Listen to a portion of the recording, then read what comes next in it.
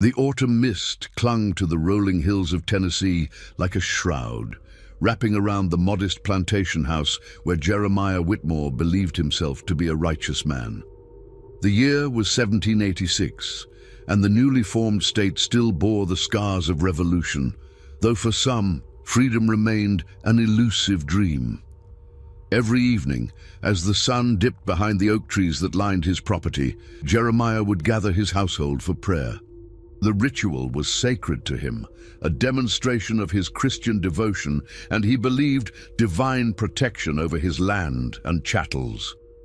The main room of the house would fill with the soft glow of candlelight, casting long shadows across the rough-hewn wooden floors. "Come now, all of you," Jeremiah would call, his voice carrying the authority of a man who had never questioned his place in God's design.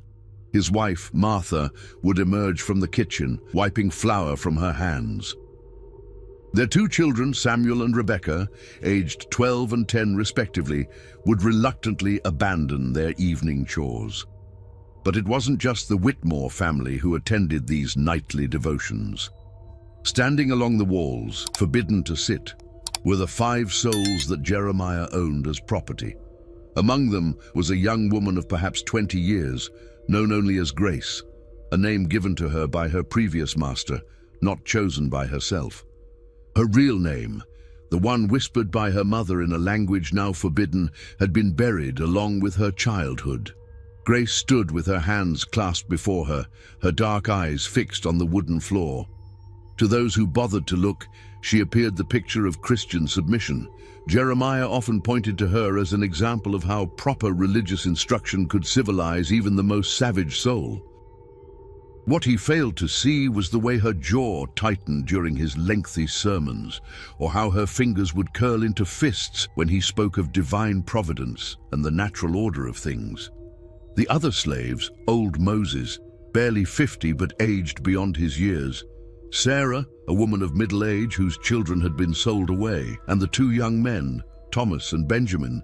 They had learned to let their minds wander during these sessions. But Grace listened to every word, storing each justification for her bondage, each biblical passage twisted to support her suffering. "Let us pray," Jeremiah announced on this particular October evening, the same words he had spoken every night for the past 3 years since acquiring Grace. The family knelt on cushions, placed strategically around the room, while the slaves remained standing, their heads bowed in enforced reverence. As Jeremiah began his prayer, thanking God for his blessings and asking for continued prosperity, Grace's hand moved almost imperceptibly to the folds of her rough cotton dress. Hidden there, secured with a strip of cloth torn from her undergarment, was a kitchen knife she had taken that morning while preparing breakfast. The blade was sharp, she had made certain of that, honing it against the grinding stone when no one was watching. The prayer continued, Jeremiah's voice rising and falling with practiced piety. He spoke of gratitude, of divine favor, of the burden and blessing of caring for those whom God had placed under his stewardship. Each word was a lash across Grace's soul, each phrase a reminder of the cage that held her. Martha's soft amen punctuated her husband's words, followed by the children's mumbled responses. The slaves, as always, remained silent. Their agreement was assumed, their souls considered property along with their bodies. But tonight would be different. Tonight, as Jeremiah closed his eyes and bowed his head in final supplication, Grace stepped forward with the quiet grace of a predator. The floorboards, worn smooth by years of use, made no sound beneath her bare feet. The knife felt warm in her hand, as if it had absorbed all the rage she had carried for so long. 3 years of forced prayers, 3 years of watching this man thank God for owning her, 3 years of being told that her suffering was divine will. It all crystallized into this single moment of terrible clarity. Jeremiah's voice grew softer as he neared the end of his prayer, his head tilted back slightly, eyes closed in peaceful communion with his Maker. He never saw Grace approach, never felt the presence of death moving silently across his own floor. The last words he would ever speak were a request for God's continued blessings upon his household. He would never know how swiftly that prayer would be answered, though perhaps not in the way he had intended. The moment stretched like eternity, suspended between the sacred and the profane. Grace stood behind Jeremiah Whitmore, the kitchen knife trembling slightly in her grip. Not from fear, but from the sheer weight of what she was about to unleash upon the world. In the candlelit room, the other slaves had noticed her movement. Old Moses's eyes widened with a terror that had nothing to do with the act itself and everything to do with its consequences. Sarah's breath caught in her throat, her hand instinctively moving to cover her mouth. Thomas and Benjamin stood frozen, understanding immediately that they were about to witness something that would change all their lives forever. Martha Whitmore continued to kneel beside her husband, her own eyes closed in prayer, unaware that death had entered her parlor. The children, Samuel and Rebecca, fidgeted slightly, but remained in their positions of reverence, their young minds focused on the promise of warm milk and bed that would follow this nightly ritual. Grace's breathing slowed as she raised the blade. In her mind, she could hear the voices of all who had come before her. Her mother, sold away when Grace was barely 14. Her father, whose name she had never known. The countless others who had suffered and died in silence, their stories buried in unmarked graves across the American South. The knife caught the candlelight for just an instant, a brief flash of steel that Moses would later swear looked like a falling star. Grace's hand moved with surprising steadiness, the blade finding its mark with the precision of divine judgment. The cut was deep and swift, opening Jeremiah's throat from ear to ear in one fluid motion. Blood erupted immediately, dark and warm, spattering across the wooden floor and the family Bible that lay open on the small table before him. For a heartbeat, there was only silence. Then Martha's scream shattered the evening air. Jeremiah's body convulsed once, his hands flying to his throat in a futile attempt to stem the flow of life pouring from the wound. His eyes opened wide, meeting Grace's gaze for the first and last time with something approaching understanding. Blood frothed from his mouth as he tried to speak, but only a wet, gurgling sound emerged. "Papa!" Rebecca shrieked, scrambling backward on her hands and knees as her father's blood spread across the floor toward her. Samuel, older and quicker to process what he was seeing, lunged toward the door, his young voice cracking as he shouted for help that would not come in time. Martha's screams continued, high and piercing, as she crawled toward her dying husband. Her white dress quickly became stained with his blood as she pressed her hands against the wound, trying desperately to hold his life inside his body. "Jeremiah! Oh God, Jeremiah!" Grace stood motionless above the chaos, the bloody knife still in her hand. Her face showed no emotion, not satisfaction, not regret, not fear. She simply watched as the man who had owned her soul bled out on the floor of his own home, his final prayers answered in the most unexpected way. Old Moses was the first to move among the slaves. His weathered hands reached out toward Thomas and Benjamin, pulling them back against the wall. "Don't move," he whispered urgently. "Don't say nothing. Don't do nothing." But Sarah couldn't contain herself. Years of suppressed anguish poured out in a low, keening wail that seemed to come from the very depths of her being. She had watched her own children disappear into the slave markets, had endured countless nights of forced prayer where she was told to be grateful for her bondage. Now, seeing Grace's act of ultimate rebellion, something broke inside her, or perhaps something was finally set free. Jeremiah's movements grew weaker, his attempts to speak becoming mere whispers of breath. His eyes, once so certain of their divine authority, now held only confusion and growing darkness. The blood flow began to slow, not because the wound was healing, but because there was simply less life left to spill. Martha's sobs filled the room as she realized her husband was beyond saving. She looked up at Grace with eyes full of horror and incomprehension. "Why?" she gasped.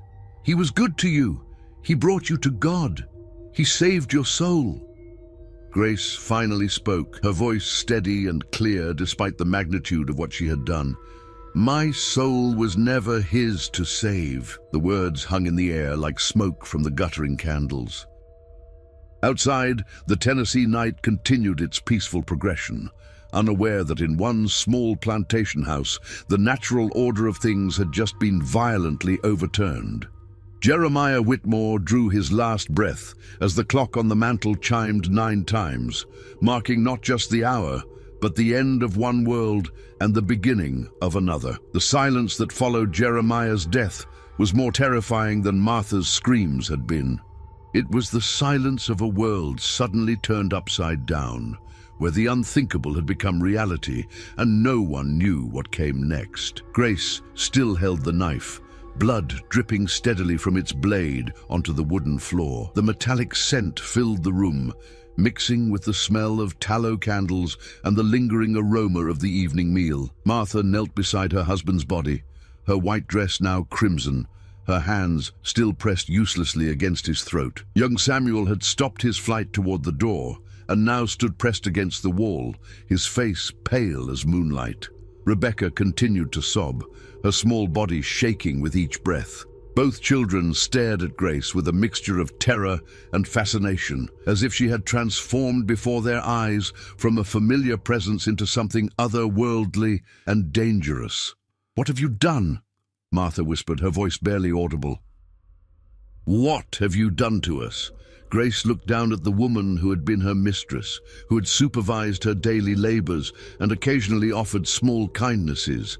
An extra portion of food, a worn dress that no longer fit Rebecca, a gentle word when Grace appeared particularly weary.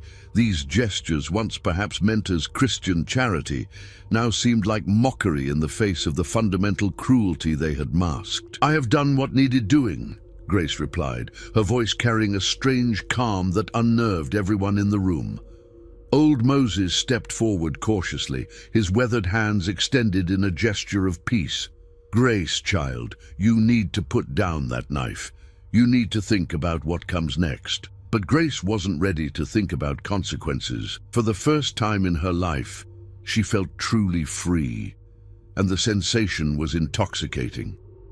The weight of constant submission had been lifted from her shoulders, replaced by something she had never experienced before, the power to choose her own actions, regardless of the cost. "They'll come for us all," Sarah whispered, her voice thick with fear. "They'll say we all had a part in this. They'll hang us all." The truth of Sarah's words settled over the room like a shroud. In the Tennessee of 1786, the murder of a white man by his slave was not just a crime. It was an act of rebellion that threatened the very foundation of society. The response would be swift and brutal, designed not just to punish the guilty, but to terrorize any others who might harbor similar thoughts. Thomas and Benjamin exchanged glances, their young faces reflecting the same terrible understanding.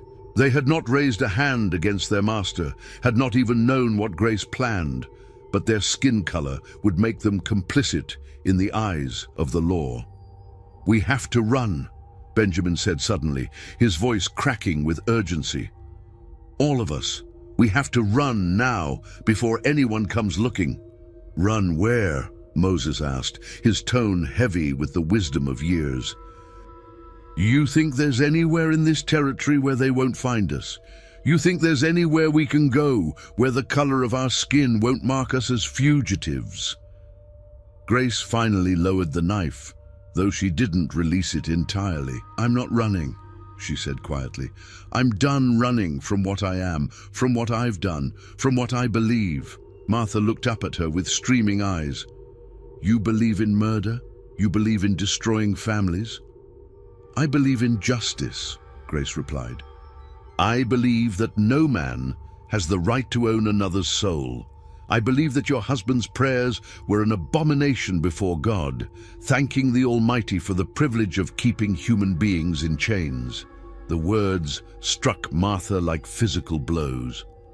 She had never questioned the righteousness of their way of life, had accepted without examination the biblical justifications her husband had provided for their ownership of other human beings. Now faced with the violent consequences of that system, she found herself confronting questions she had never allowed herself to ask. "He was a good man," she insisted, though her voice lacked conviction. "He fed you, clothed you, brought you to Christ. He owned me," Grace said simply. "Everything else was just decoration on that fundamental sin." Outside, the night sounds of the Tennessee wilderness continued. The call of owls, the rustle of small animals in the underbrush, the distant howl of a wolf. But inside the plantation house, time seemed suspended, as if the world was holding its breath to see what would happen next. Samuel, who had been silent since his initial cry for help, suddenly spoke up. "Someone will come looking," he said, his young voice trying to sound brave. "When Papa doesn't come to town tomorrow, when he doesn't meet with Mr. Henderson about the tobacco crop, someone will come." Grace nodded, acknowledging the truth of his words. "Yes," she said, "someone will come, and when they do, they'll find me here, ready to answer for what I've done." The other slaves stared at her in amazement and horror. The idea of willingly facing the consequences of such an act was almost incomprehensible to people who had spent their lives avoiding even the smallest infractions that might bring punishment. "You're going to get us all killed," Sarah said, her voice rising with panic. "We were already dead," Grace replied. "We just hadn't been buried yet." The hours that followed Jeremiah's death passed like a fever dream. Martha had finally stopped her keening and now sat in stunned silence beside her husband's body, occasionally reaching out to touch his face as if she could somehow call him back to life. The children huddled together on the far side of the room, their eyes never leaving Grace, who remained standing over the scene of her crime like an avenging angel carved from dark wood. Old Moses had taken charge of the practical matters, as he often did when crisis struck the plantation. He sent Thomas to secure the doors and windows, though they all knew that such precautions were largely symbolic. If the authorities came, when they came, no amount of barricading would keep them out. "We need to clean this up," Moses said quietly, gesturing toward the spreading pool of blood. "We need to make this look—" "Like what?" Grace interrupted. "Like an accident? Like he cut his own throat while praying?" Moses fell silent, recognizing the futility of his suggestion. There was no way to disguise what had happened here, no story that would explain away the precise nature of the wound or the presence of the kitchen knife still clutched in Grace's hand. Sarah had stopped her panicked whispers and now watched Grace with something approaching awe. "How long have you been planning this?" she asked. Grace considered the question carefully. "I've been planning this since the day I was born into bondage," she said finally. "I just didn't know it until tonight." The truth of her words resonated through the room. Each of the slaves had harbored similar thoughts at various times, moments of rage when the whip fell, instances of despair when families were separated, quiet hours when the injustice of their situation seemed too great to bear. But they had all learned to push such thoughts aside, to focus on survival rather than rebellion. "You've doomed us all," Benjamin said, though his voice carried more resignation than anger. "You know that, don't you?" "We were already doomed," Grace replied. "The only question was whether we would die as slaves or as human beings." Martha suddenly looked up, her tear-stained face twisted with grief and confusion. "I don't understand," she said. "Jeremiah read to you from the Bible. He taught you about salvation. He showed you the path to eternal life." Grace's laugh was bitter and sharp. "He showed me the path to eternal servitude. He used God's word to justify keeping me in chains, to make me grateful for my own oppression." "The Bible teaches obedience," Martha insisted, clinging to the familiar certainties of her faith. "It teaches servants to obey their masters." "The Bible also teaches that all men are created in God's image," Grace countered. "It teaches that the truth shall set you free. Your husband chose which verses to emphasize and which to ignore." Idyll.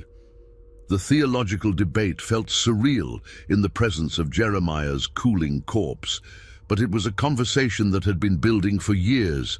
Every forced prayer session, every biblical justification for slavery, every moment when Grace had been required to thank God for her bondage had contributed to this moment of reckoning. Samuel, who had been listening to the exchange with the intense focus that only children can muster, suddenly spoke up. "Are you going to kill us too?" The question hung in the air like smoke. Grace looked at the boy, barely 12 years old, raised in a system he had never questioned, taught to see her as property rather than a person. In his eyes, she could see genuine fear, but also a kind of curiosity that suggested he was beginning to understand that the world was more complicated than he had been taught. "No," Grace said simply. "I have no quarrel with you. You didn't choose to be born into this system any more than I chose to be born into slavery." Relief flooded the boy's face, though he continued to watch her warily.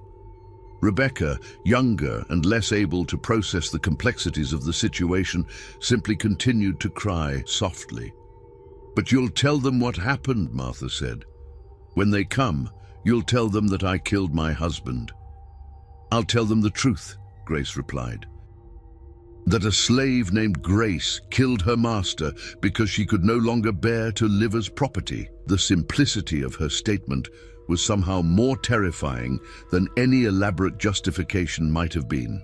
There was no madness in her voice, no wild emotion, just a calm acceptance of what she had done and what would follow.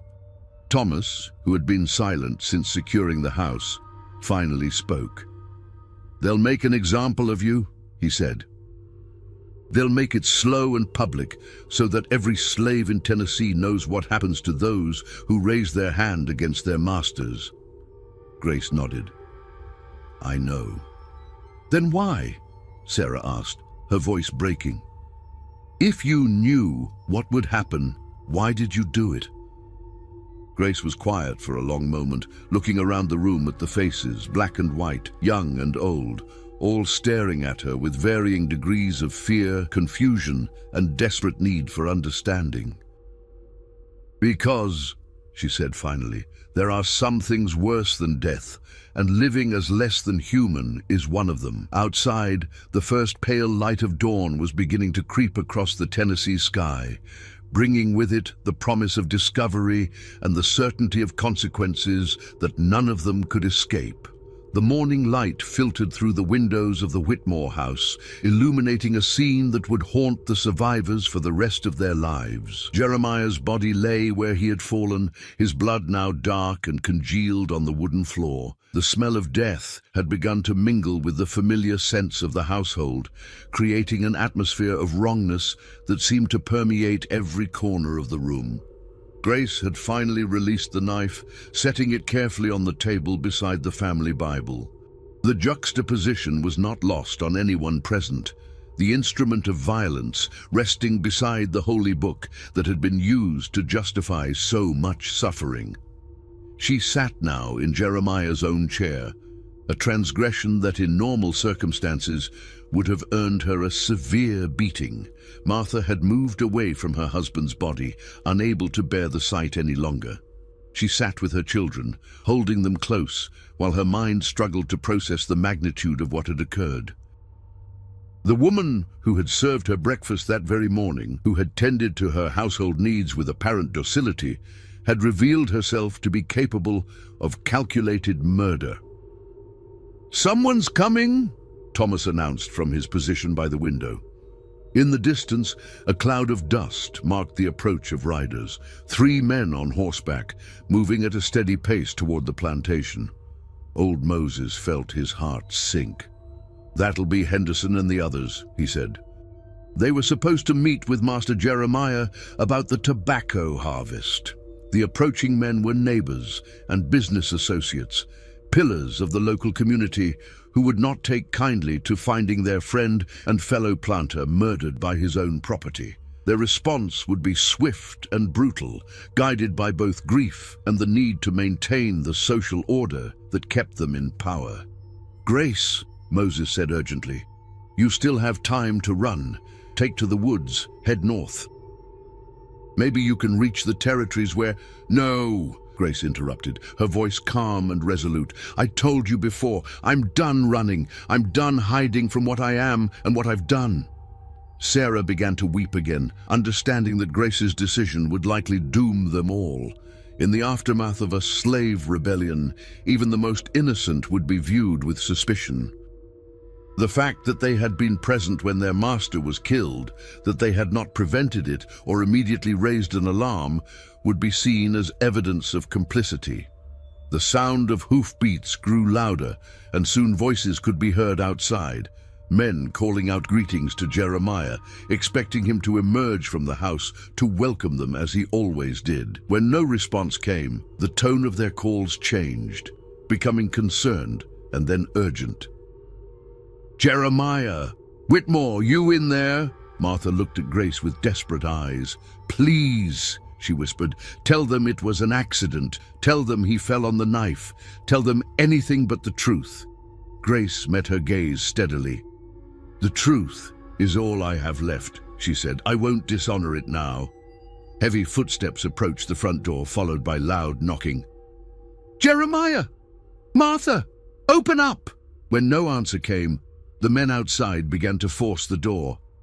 The sound of splintering wood filled the house as the lock gave way, and 3 men burst into the main room, their faces flushed with concern and exertion.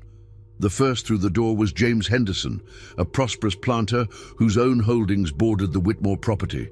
Behind him came Dr. Samuel Morrison, the local physician, and Sheriff William Crawford, a man whose reputation for dealing harshly with slave infractions was well known throughout the county. All 3 men stopped short when they saw the scene before them. Jeremiah's body lay in a pool of dried blood, while his family huddled together in obvious terror. The slaves stood against the walls, their faces reflecting various degrees of fear and resignation. And in the center of it all sat Grace, calm and composed in her master's chair, the bloody knife clearly visible on the table beside her. "Sweet Jesus," Henderson breathed, his face going pale. "What in God's name happened here?"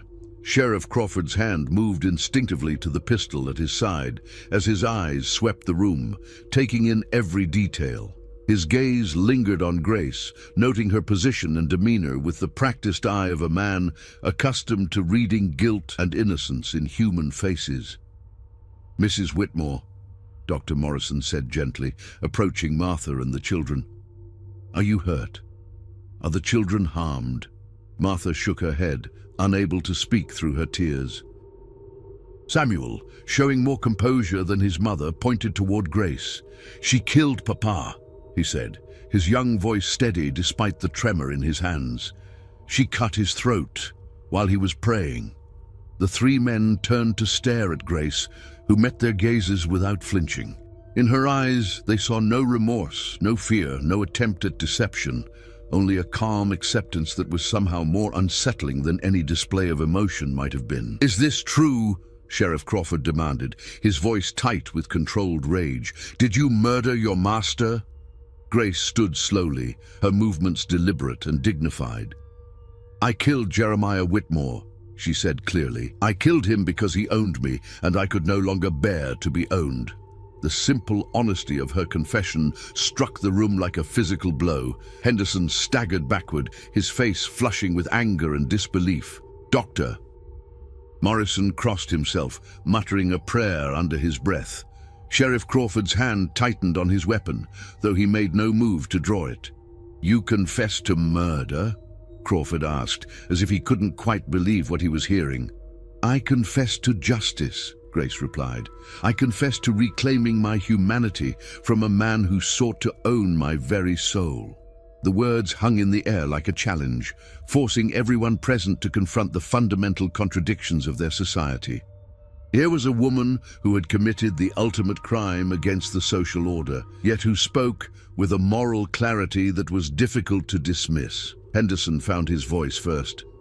"Hang her," he said, his words thick with emotion. "Hang her now, before word of this spreads. Make an example that every slave in Tennessee will remember." But Sheriff Crawford, despite his reputation for harshness, was a man who believed in the forms of law, even when dealing with slaves. "She'll have a trial," he said grimly.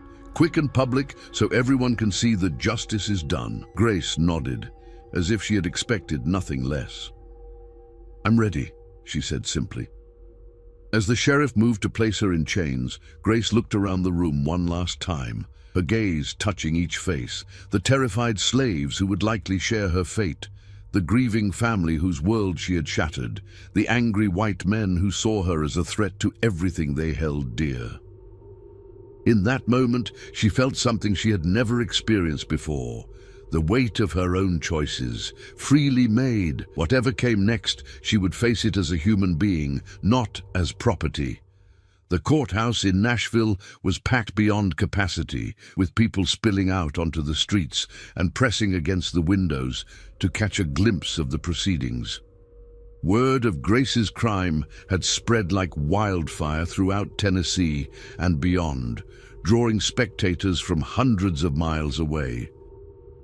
Some came seeking justice, others entertainment, but all came to witness what many saw as a fundamental challenge to the natural order of society. Grace sat in the defendant's chair, her hands shackled, but her bearing proud. She had been held in the county jail for 2 weeks, while preparations for the trial were made, and the experience had only strengthened her resolve. The other slaves from the Whitmore plantation had been questioned extensively, but their obvious terror and ignorance of Grace's plans had eventually convinced the authorities of their innocence, though they remained under suspicion and would likely be sold to masters far from Tennessee. The prosecutor, District Attorney Marcus Thornton, was a man with political ambitions who saw this case as an opportunity to make his reputation. He had built his argument around the need to maintain order and the sanctity of property rights, painting Grace as a dangerous radical whose actions threatened the very foundation of civilized society. "Gentlemen of the jury," Thornton began, his voice carrying clearly through the packed courtroom, "we are here today to consider a crime so heinous, so contrary to the natural order established by God and man, that it shakes the very foundations of our community. The defendant, a slave named Grace, has confessed to the cold-blooded murder of her master, Jeremiah Whitmore, a God-fearing man who provided her with food, shelter, and Christian instruction. The jury, composed entirely of white male property owners, listened with grim attention. Several owned slaves themselves and understood the implications of Grace's actions for their own safety and security. Grace had been assigned a defense attorney, Thomas Caldwell, a young lawyer with little experience in criminal cases. He had tried to convince her to plead temporary insanity or claim that she had been driven to violence by cruel treatment, but Grace had refused both strategies. "I will not lie about my reasons," she had told him during their brief consultation. "I will not pretend to be mad when I have never been more sane. And I will not claim cruelty when the greatest cruelty was simply being owned." Caldwell, despite his inexperience, was a man of conscience who found himself genuinely moved by his client's dignity and moral clarity. He had decided to base his defense not on denying the facts, but on challenging the fundamental assumptions that made those facts seem so damning.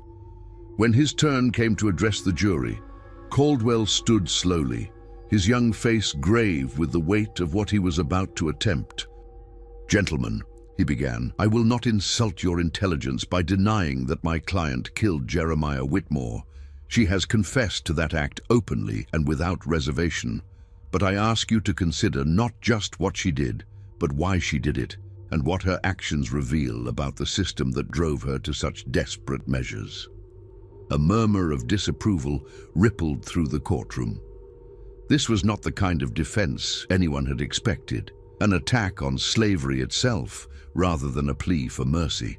The prosecution would have you believe that Grace is a monster, a creature so depraved that she would murder the man who fed and housed her. But I submit to you that grace is something far more dangerous to those who profit from human bondage. She is a human being who refused to accept that her humanity could be bought and sold. Judge Harrison Blackwood, a stern man in his 60s who had presided over numerous slave trials, banged his gavel sharply. Mr. Caldwell, you will confine your remarks to the facts of the case and avoid philosophical speculation. Your Honor, Caldwell replied respectfully, the facts of this case cannot be separated from the philosophical questions they raise.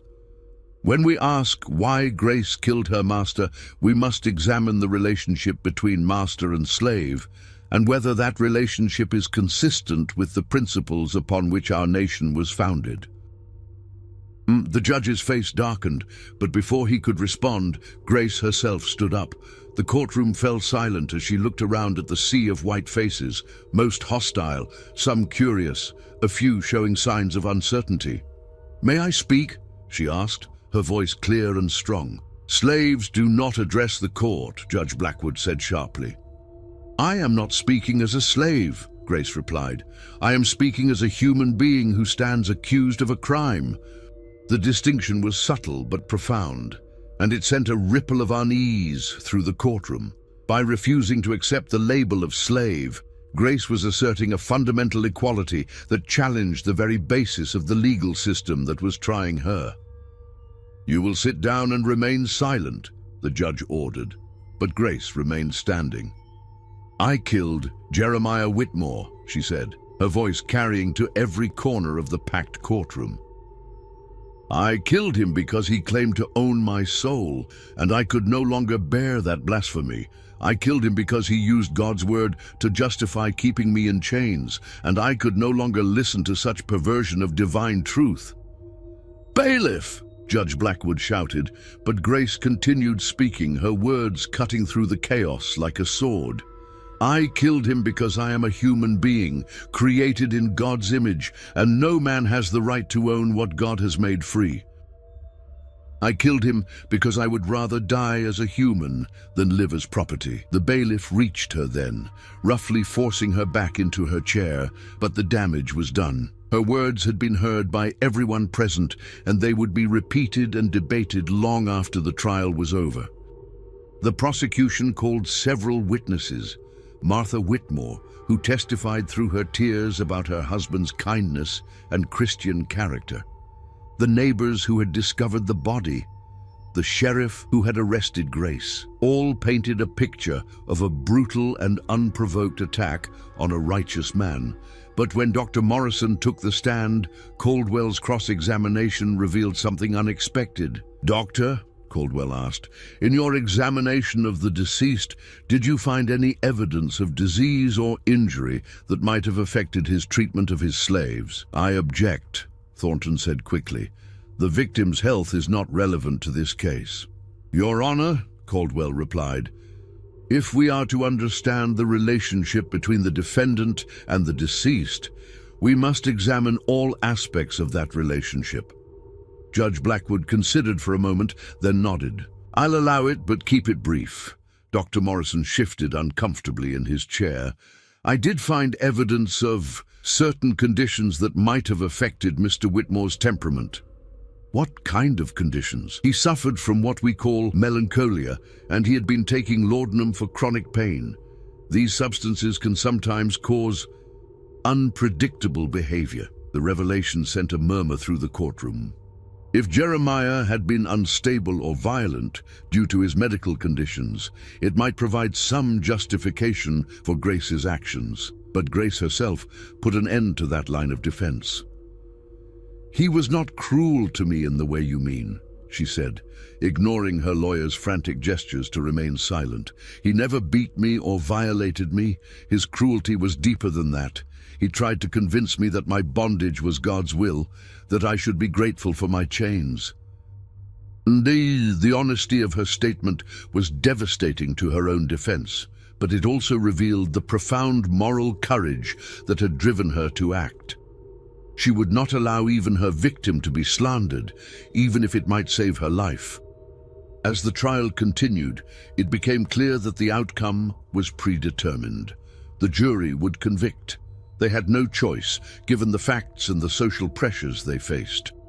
But Grace's words had planted seeds of doubt that would grow long after her fate was sealed. The verdict came swiftly, as everyone had known it would. "Guilty of murder in the first degree," the foreman announced, his voice barely audible over the murmur of the crowd. Judge Blackwood sentenced Grace to death by hanging, to be carried out in 1 week's time in the public square, as an example to all who might harbor similar thoughts of rebellion. Grace received the sentence with the same calm dignity she had shown throughout the trial. She stood straight and tall as the judge pronounced her fate, her eyes fixed on some point beyond the courtroom walls, as if she could see something the rest of them could not. In the days that followed, something unexpected began to happen. Word of Grace's trial and her eloquent defense of her actions spread far beyond Tennessee, carried by newspapers and travelers to every corner of the young nation. In the North, abolitionists seized upon her story as proof of slavery's fundamental evil, while in the South, her words forced uncomfortable conversations about the moral foundations of their society. Letters poured into the governor's office, some demanding that the execution proceed as scheduled, others pleading for clemency. A group of Quakers from Pennsylvania offered to purchase Grace's freedom, while several prominent ministers debated whether her actions could be justified on religious grounds.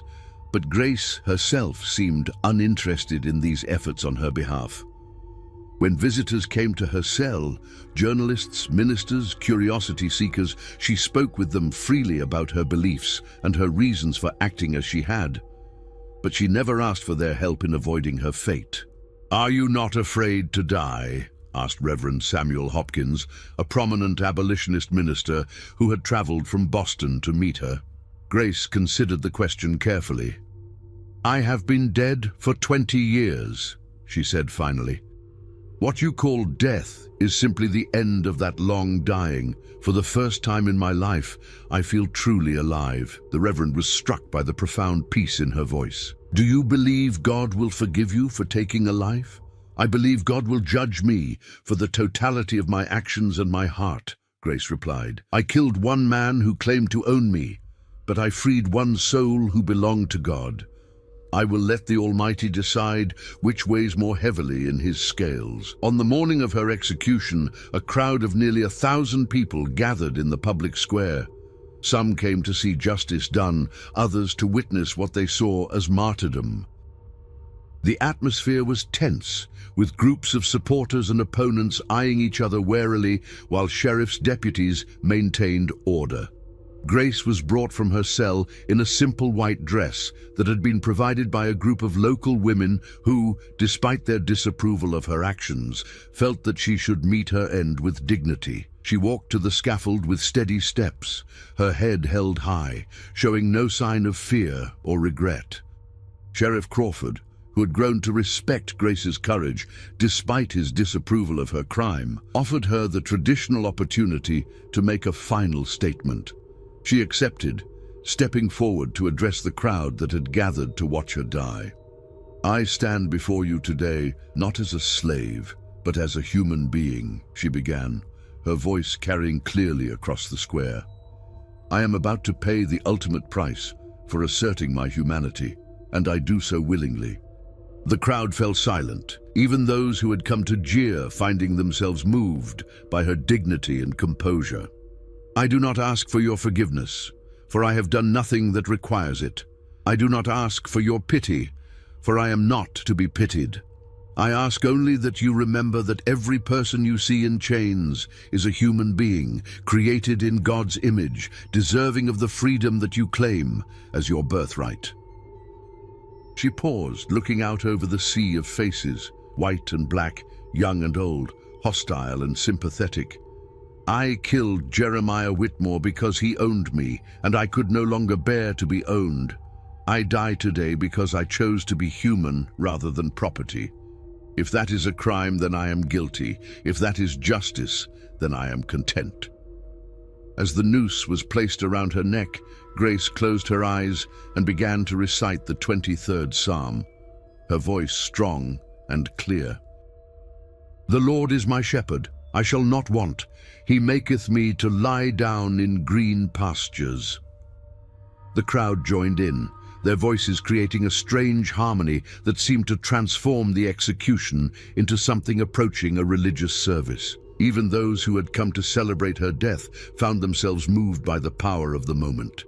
"Yea, though I walk through the valley of the shadow of death, I will fear no evil, for thou art with me."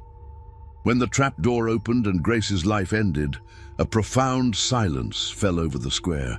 Many in the crowd wept openly, though they could not have said whether their tears were for Grace, for Jeremiah Whitmore, or for the terrible contradictions of the world they all inhabited. In the days and weeks that followed, Grace's story continued to spread.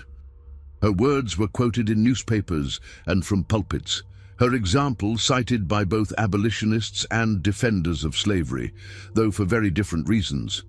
Some saw her as a dangerous radical whose actions threatened the social order, while others viewed her as a prophet who had died for the cause of human freedom. The other slaves from the Whitmore plantation were indeed sold and scattered, as Grace had predicted.